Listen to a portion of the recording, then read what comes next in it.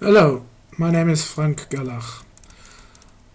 I will present you how to program in a lean and efficient and memory-safe language.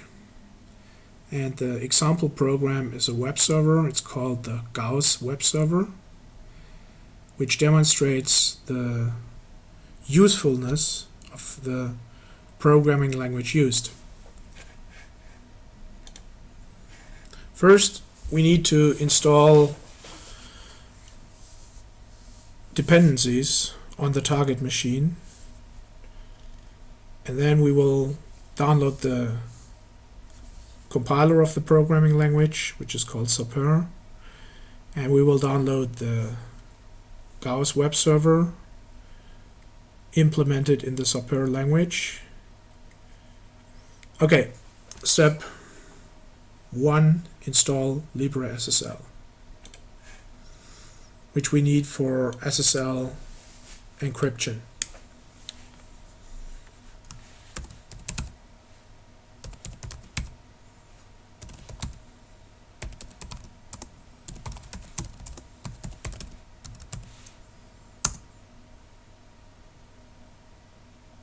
So we use Homebrew to install LibreSSL.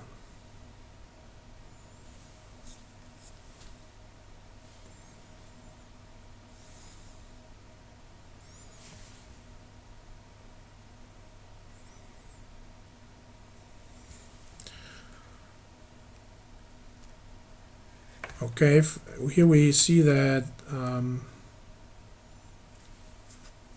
we need additional paths for the C++ compilation process, which we will save for future use. Oh, that's wrong.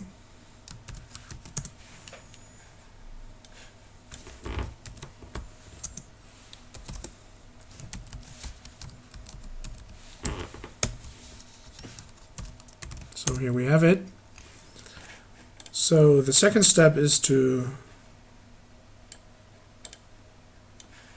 download the Sappeur compiler, which we do by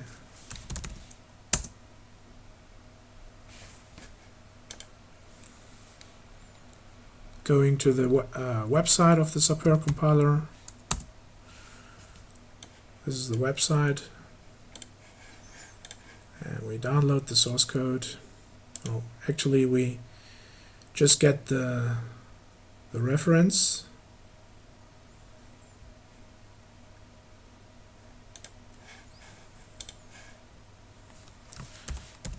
And now we download it into the home directory of this user Frank on the Mac Mini.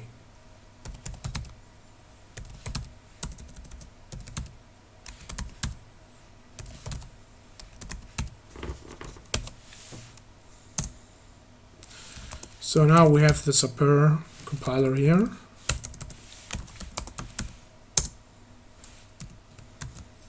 Bit too fast. Change into the directory, into compiler, and we will call make all. Now we have one problem, that the tls.h header is not found. So we go back to our path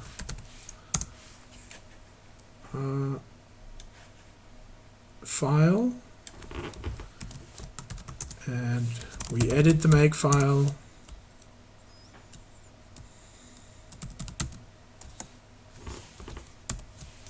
We add the LibreSSL header include file directory, and we try again. Now we get some warnings which can be safely ignored. And the result of the build process is the Sappeur compiler version 2.2, and it's ready to use. So the next thing is to download the Gauss web server so that we can compile from the Sappeur code to C++ and from C++ to machine code. If you want to know how this works in detail, you can look at this presentation on the Sappeur website. It will give you a short overview of the Sappeur compiler and the concept.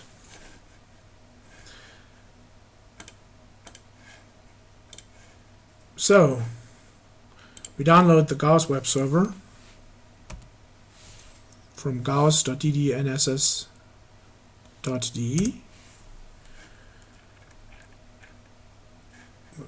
We copy the link to the tarball and go back to the home directory.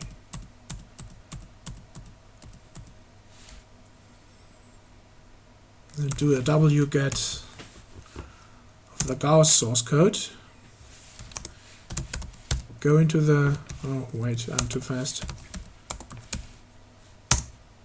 Go into the Gauss source directory, and here you can see the declaration .ad and the implementation.ai files. And we already have a script file, this one, to call the Sappeur compiler, which we need to adapt to our local installation. So this is the correct directory, and then we execute the Sappeur compiler, and this has created, it's very fast because we only have a few thousand lines of code. What you can see here, just 4,000 lines of code. It will take much less than a second to compile this into C++ source code, which you can see here. So we now try to compile the generated C++ code into an executable. And we see we have a problem again with the tls.h, and the fix will be the same.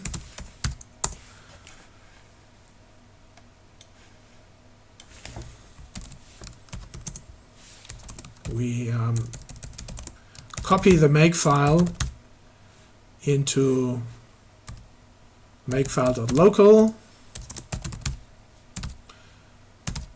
and we will add the TLS path also here, and try again, compilation.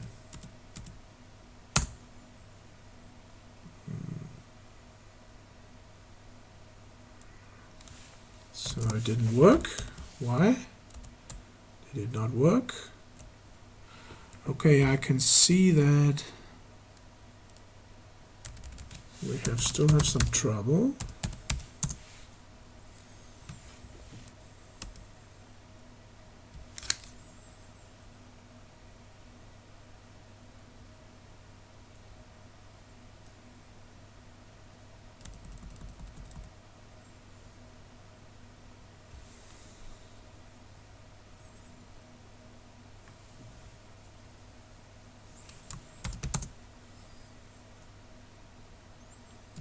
Okay, I see. We haven't used the new makefile. That was the problem. Now everything is compiling as it should do, but we still have a problem with linking, similar to the problem with the header, and we need to tell the makefile where it will find the libtls, which is another name for LibreSSL. So let's do that.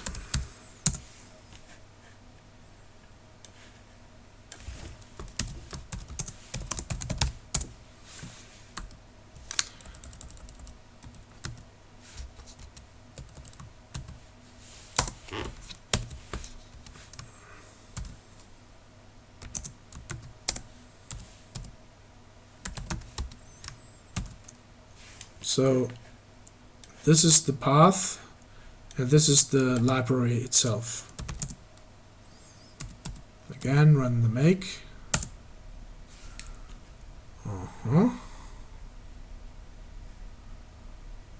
So we still have a problem.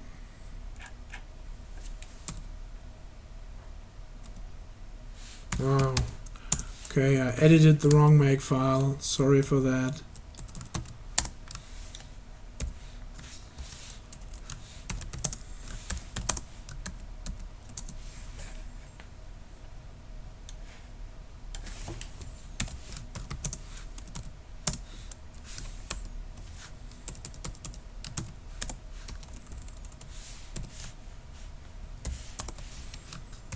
Now it should work. Okay, so we have now compiled the Gauss web server from Sappeur code to C++ code, and from C++ code into an executable, which we have here called sprproc.exe. And we can see it's the Gauss HTTP server version 1.2, and this is how we should actually use it.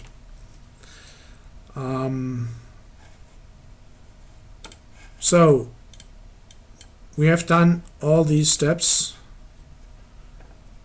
these sub steps, and now we will come to the next page and create the htdocs directory, create some sample content, and then start the server. Okay, so create an htdocs directory, and inside the htdocs we create a directory that has the same name as the server in the network. And there we will create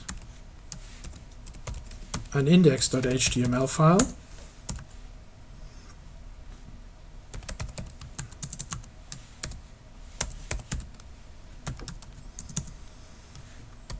Hello world, this is the Gauss server on the Mac Mini.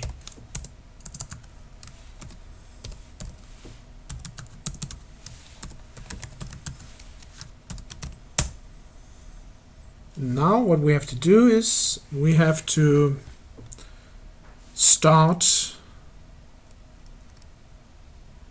the Gauss server and make it listen to port 80. First we will rename the executable to something useful, Gauss web server, GWS, and then we will, as explained here, we will start up the Gauss server.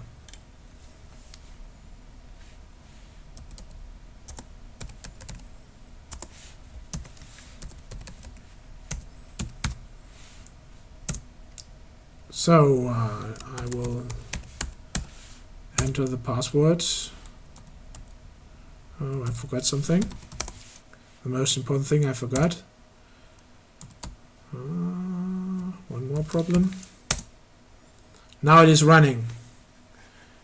And we can see that it didn't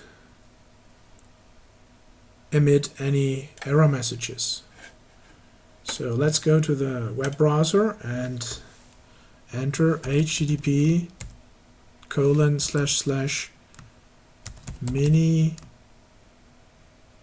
m1, and that should already do something. Okay, so we have a problem.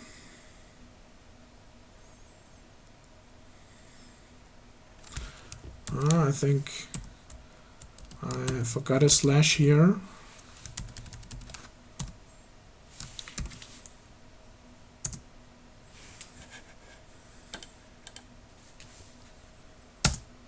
Okay, so the Gauss web server is running on the Mac Mini, and we can see it we can see the action of the logging just by pressing the reload button. So that was step 2. I will not add it to the etc rc.local. You can do it on your own if you like. Now let's do step 4, create an HTTP GET service.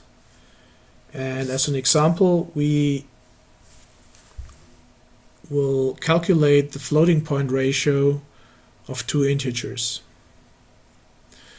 For that purpose, we will edit the shttpd.ai file and do the compilation and the testing again. So let's stop the server just by pressing Ctrl+C, go one directory up into the Gauss directory, open the shttpd.ai, and as described here, we well, let's use the English translation for English speaking listeners. We go to this procedure, to this method.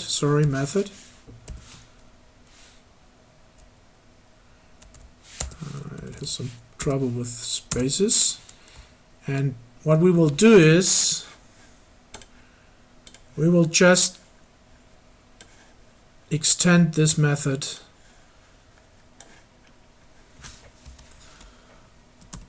so if procedure name equals /divide,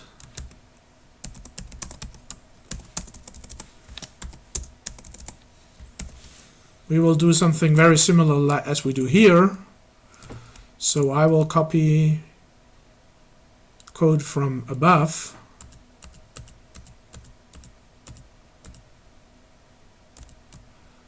so 10 lines to copy,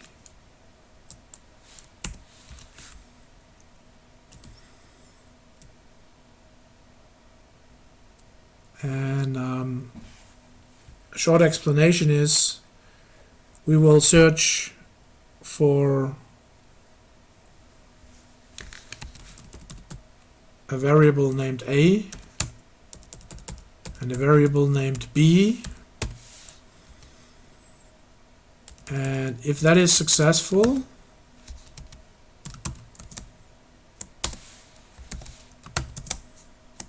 if we find the parameters A and B, what we will do is we will create FA floating point A and FB floating point B, and these are copies of the A and B variable, but they are floating point variables, not integer variables. FA is cast float A and FB is cast float B, and the result R is FA divided by FB, and then we will create a response. So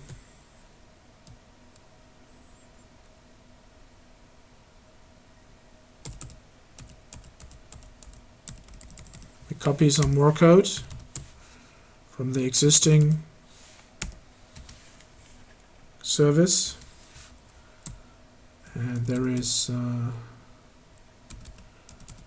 one character to match. Now we have to convert the float variable into a string. We'll look into the string class whether there is a conversion.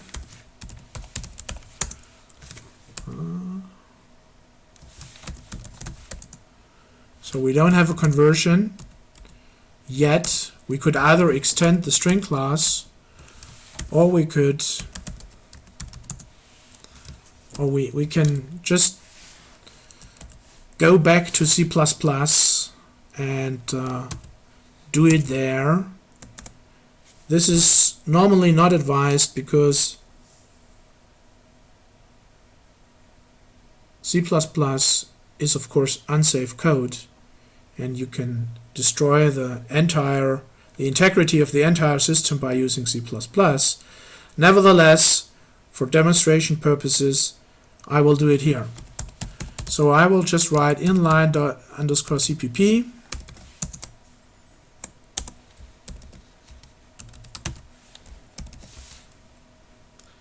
and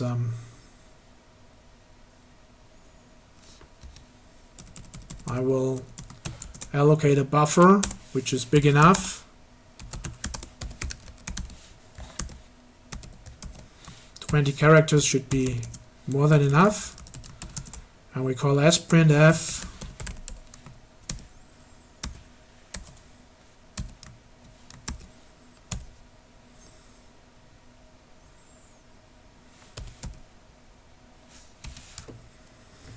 now I need to do some lookup.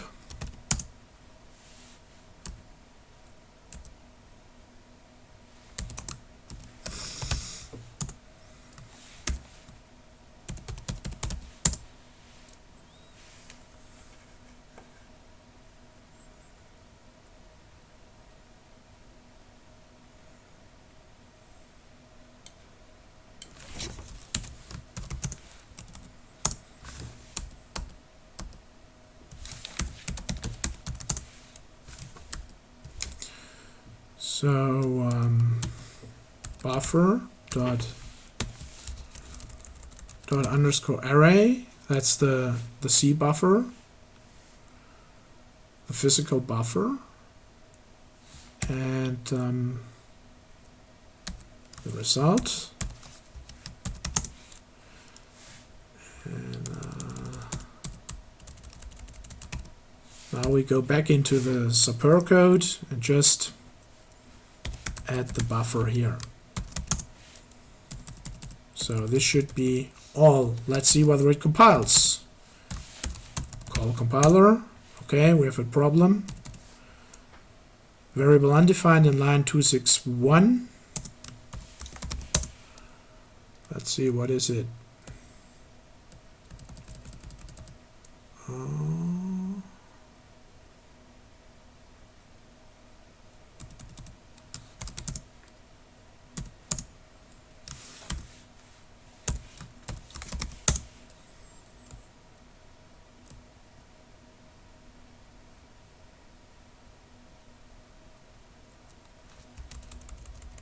So let's write this a little bit different.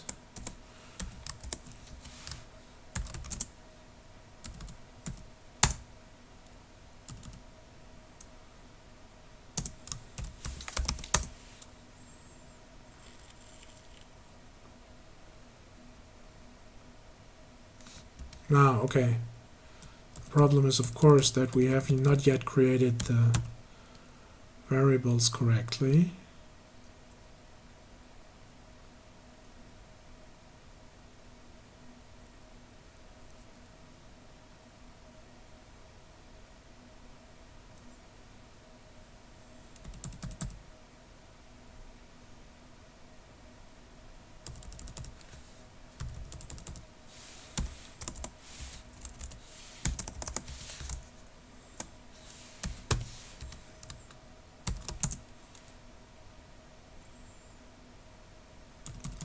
So now we have A and B, and we try again to compile.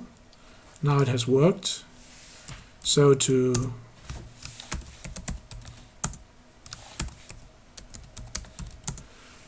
look again at the source code, what we do is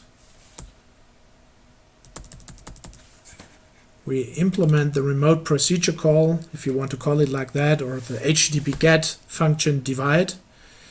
It has a parameter A, and it has a parameter b, and it does a floating point division of a divided by d. It converts the result again into a string, and it creates an HTTP compliant output. And one thing more, we have to return success here. Return 1 means success. And we do again the compilation. We go to the output and we call the C++ compiler. We have some warnings, but all of them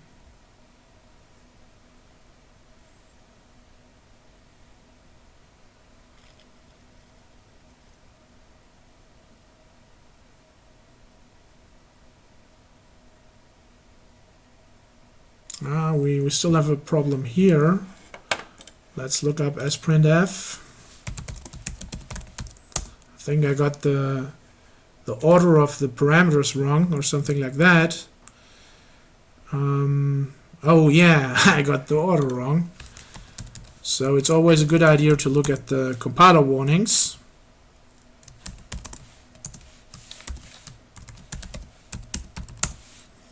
And here you can see the danger of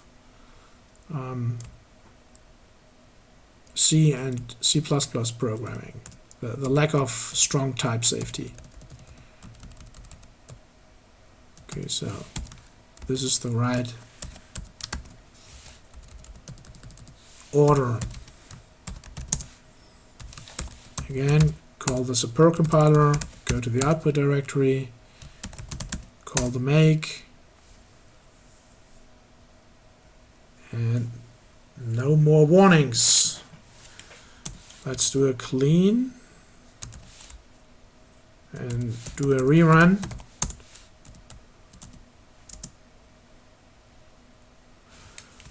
And all of these warnings are actually about a deprecated semaphore library, which can be safely ignored. Okay, now run. Copy the sprproc.exe to GWS and run GWS.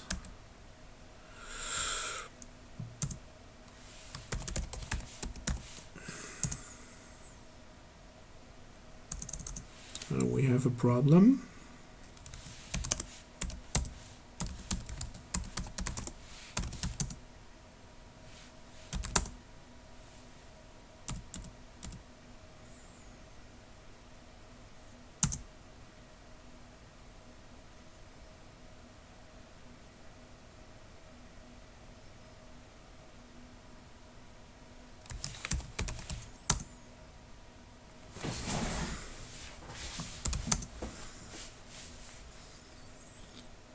So for some reason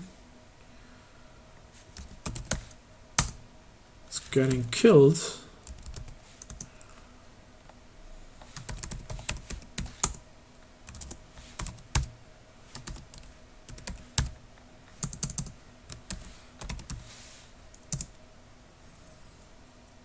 So let's look what the problem is.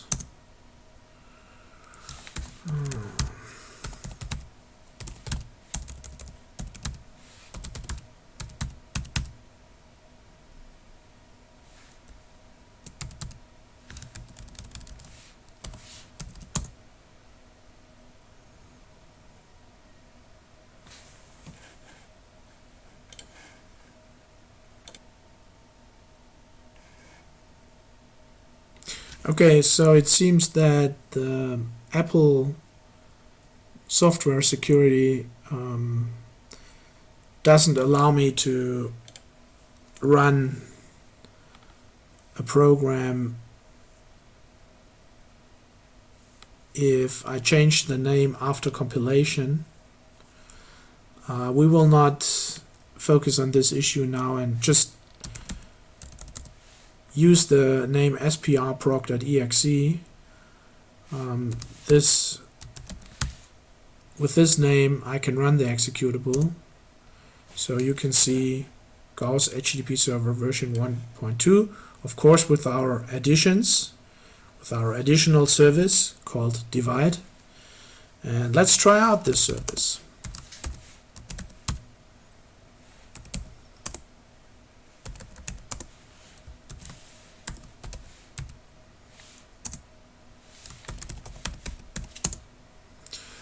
So check the start of the logging. All looks good. Let's try out.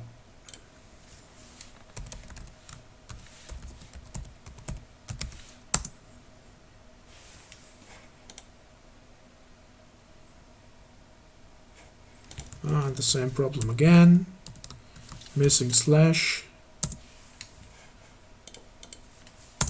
Okay, now the web server is working. Let's see whether the divide service is also working.